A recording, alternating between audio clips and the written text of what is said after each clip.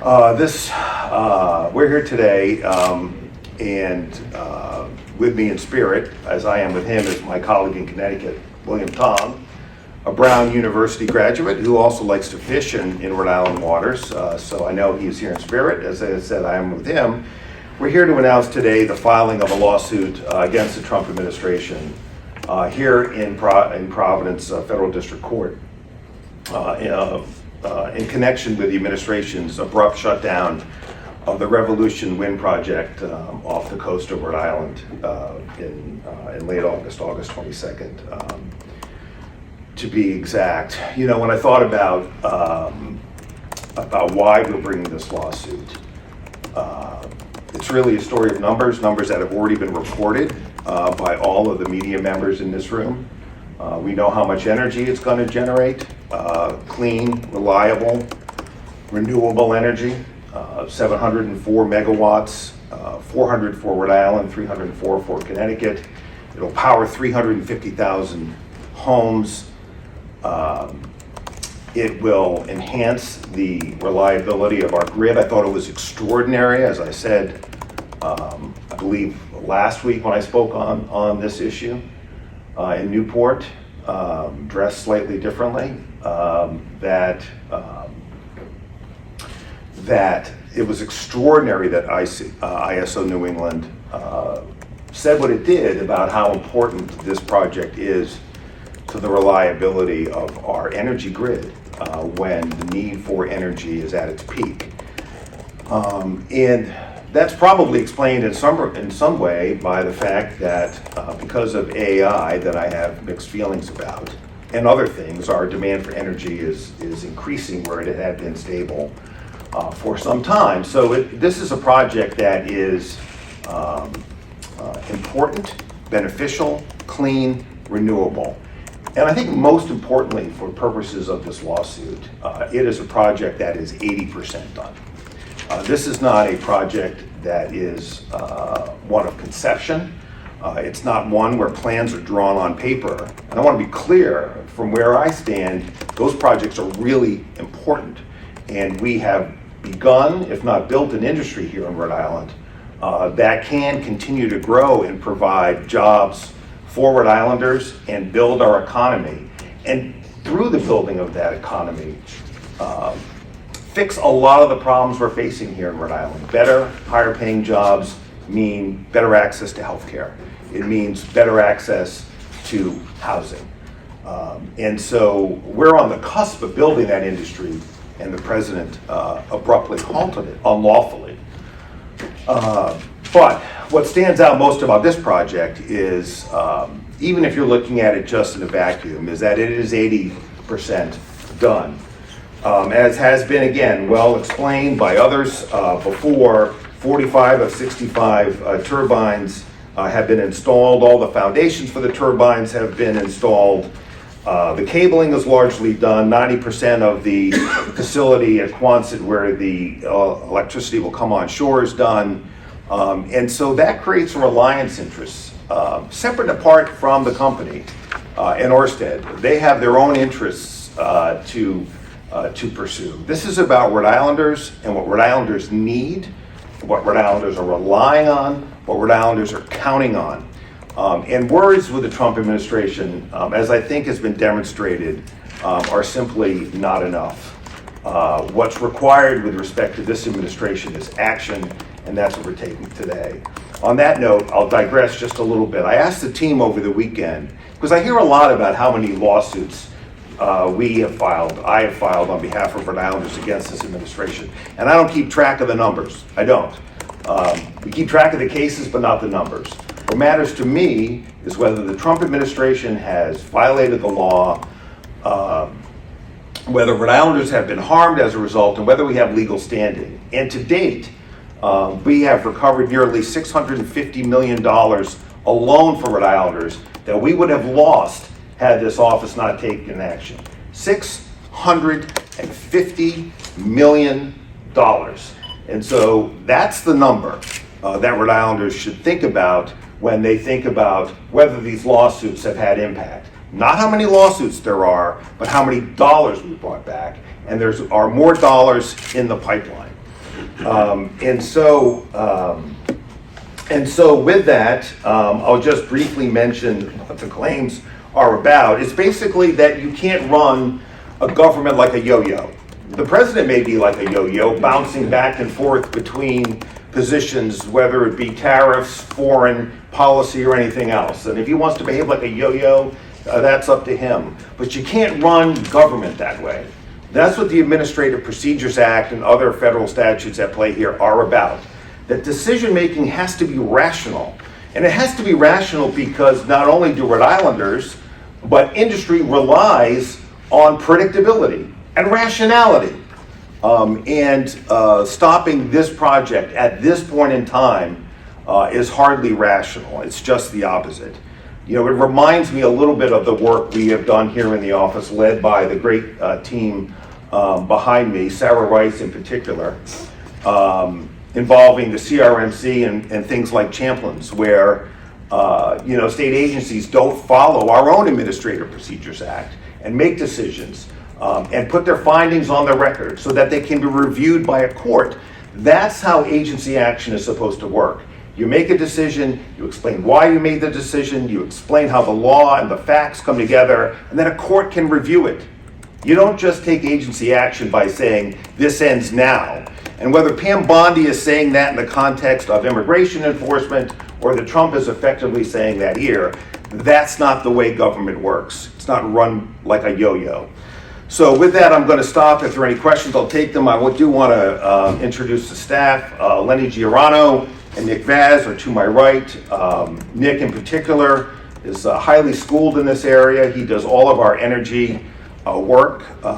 He understands way more about this than I do. And so if you have questions that I can't answer, which is likely, Nick's the person I'm likely to turn to.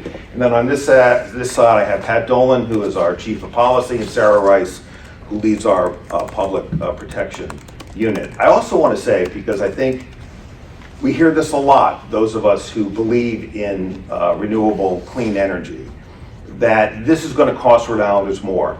Just the opposite. Stable energy prices will cost Rhode Islanders less in the long run.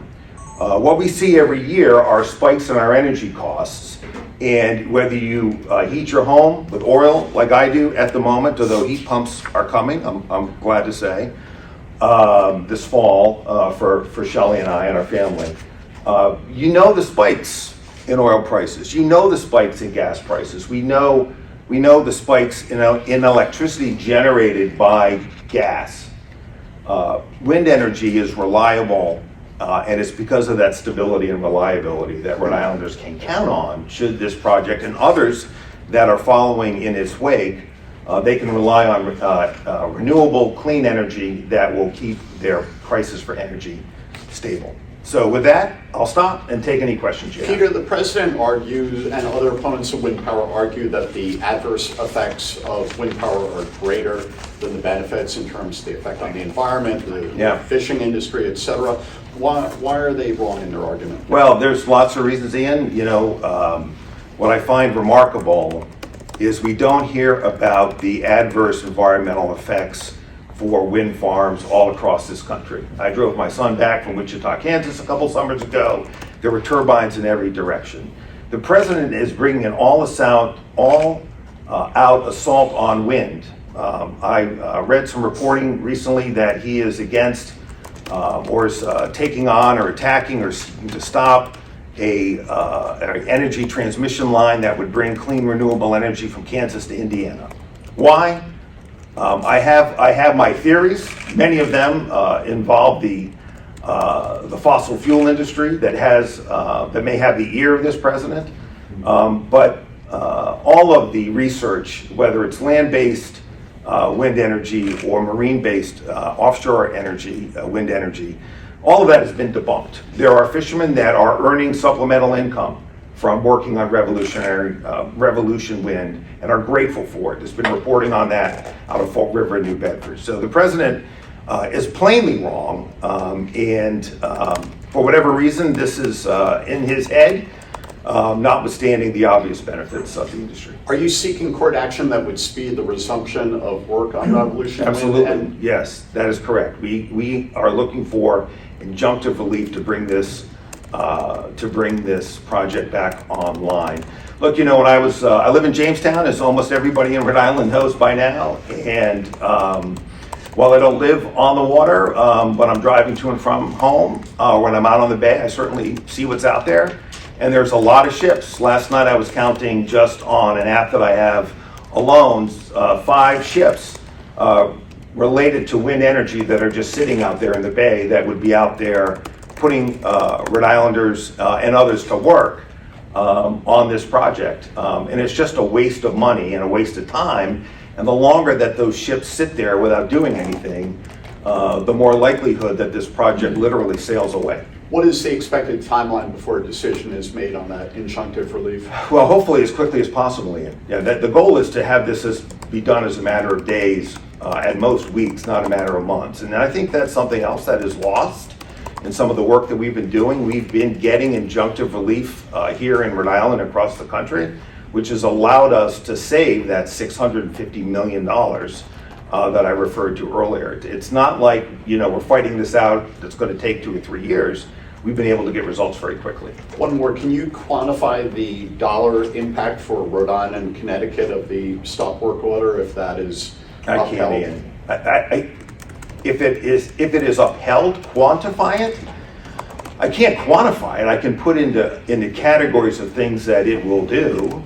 It will destroy, in my opinion, the wind industry because if a project that is completely permitted over a period of 10 years, as our complaint alleges, can be stopped in its tracks without any rationale or reasoning, then why would anybody invest in anything, particularly the wind industry, under this while this president is in office for 3.5 years? So certainly it will bring a thriving and a growing industry to a halt, which is bad for Rhode Islanders in terms of our economy. It will be bad, as ISO New England indicated, for the reliability of our grid. In the long run, it will raise costs. Certainly our costs will continue to have for energy. We'll have these wild swings back and forth as we see. And one of the things that I have to say that has been most frustrating as Attorney General has been our inability, as hard as we have worked on some of these energy cases, and it's through no fault of the staff, for example, on the PPL purchase of Narragansett Electric, as hard as we fought in that case and saved Rhode Islanders a lot of money, Rhode Islanders are very concerned about energy prices. And the reason they're concerned is because of these swings, not just between summer and winter, but year over year. And so there are lots of ways, Ian, that Rhode Islanders and people of Connecticut will be impacted, but in terms of a dollar amount, that's very, very hard to do. You mentioned, Yes, Steve. You mentioned the impact on the industry, but there's other projects in the pipeline. Yeah. And will this lawsuit in any way inoculate those projects from the same? Well, it should, Steve, in the sense that if we get the relief that we seek, and I'm confident that the odds of that are very, very strong, then certainly projects that the government, the administration, will have to take a rational, fact and law-driven approach to trying to stop those projects if that's what it decides to do. It can't just be on the whim of the president. And that's clearly what he's done here. The more that, to be candid, the more the project is in the pipeline, the greater the reliance interest, both by the public and a company that's and a developer. So just looking at it from a lawyer's point of view, what makes this case, in my view, particularly strong is how much work has already gone into it. The farther you come away from that, the more it becomes a matter of policy. Nevertheless, the law allows for the development of clean, renewable energy offshore. It's been the law passed by Congress since 2005, and the president can't just ignore that law. So certainly developers who are applying or have already applied have rights under existing law. This is just a particularly strong case, in my view, given how much investment there has already been and the extent of the reliance interest by the state. the states in this particular case, both Connecticut and Rhode Island. Hi, Ed, yes. Can you talk more about that on reliance interest? Because, you're saying he shouldn't run government like a yo-yo, it's 8% complete, but what's the legal argument? What does the law require him to do at this point? Sure, so I alluded to that earlier, Ed, what the Administrative Procedures Act requires, and as our complaint lays out, is rational decision-making, the opposite of operating like a yo-yo. So what do I mean by a yo-yo? Today yes, tomorrow no. With no explanation as to why today it's yes, or tomorrow it's no. I'm assuming everybody knows what a yo-yo is, but I'm older than many people in this room, so for those of you who don't know, it's a little thing a round thing that goes down, and then it comes up. And it goes down, and it comes up. And the president, the way he does business isn't even that reliable. It could go down, and then up, and then down, and then halfway up, and then halfway down. The point is, what the law requires is that when an agency like the agencies we have sued here make decisions, they have to be based on the law and the facts. And there's nothing about this decision that's based on the law or the facts. So what do I mean? There's nothing in there about why the project was stopped. There's nothing in the stop work order. There's nothing in there about anything done by the developer that violated the terms of the permit. There's nothing in there about, there's some vague references that the president's made about national security. All of those issues were vetted over 9 years by the federal government. So this is the classic yo-yo decision-making process where for 9 years there was a pathway to yes, and then on August 22nd, the yo-yo came back up and it was no. And you can't operate government that way. So there are 3 claims. One involves the statute that permits offshore wind itself, and then there are 2 Administrative Procedures Act related claims that are effectively go to either the lack of authority to take the action that the president's agencies did, or that they acted in a way that was arbitrary and capricious, which just means it was irrational decision making. And do you see this ultimately being resolved with a legal solution or a political solution? The governor's asked to have a face-to-face with Trump. Yeah, well, you know how I feel about that. I mean, I just don't think with this administration that anything other than giving them a downside changes behavior. And that requires action. I mean, you can get up and talk for all you want, but unless you do something, this president's not going to change his behavior. I know a bully when I see one. I've talked about this before. And that's what this president and his administration is. I think the difference between Trump 1 and Trump 2 is not only the president was a bully then, he's a bully now. The difference today is he's surrounded by bullies. I have to say, when someone sends me a letter that says this ends now, my reaction is to laugh at it. That's not inviting a conversation. Well, that's inviting a surrender. And I'm not wired for surrender. Yes. Well, as we've all known for a while, this project's 80% complete. Have you seen a project of this magnitude in size stopped this far along before? No. Anything else? Yes. I know there's also the legal action that's being for offshore wind in general. That's before the court in Boston today. Yes. Why not just fold this in as another kind of exhibit? Well, because I think it's more than an exhibit, frankly. But I understand what you're saying. We wanted the court to know. We wanted Judge Young, who taught me evidence, by the way, at Boston College many years ago. I have a lot of respect for Judge Young. I think he's a great jurist, frankly, and was a hell of a teacher. But this is a different case. This is a case that involves a specific project that impacts Rhode Islanders and the people of Connecticut very directly. And so, in my view, it's important that we get a lawsuit on file here in Rhode Island directly involving this project, so that there wouldn't be any confusion as to what this lawsuit is and isn't about. Yes, Ed? The New York Times reported yesterday that federal agencies are joining this battle against wind power, and one of them is HHS looking at, I want to get your thoughts on HHS looking at the electromagnetic fields from turbines. No, I thought it had something to do with vaccinations, Ed. As many of you know, my wife's a healthcare worker, and just to divert for a little bit, this notion that vaccinations for children, it may be optional, or will be optional in some states, is, is frightening as a parent. And it's just, whatever. Anyway, what do I think of that? I don't really think anything of it.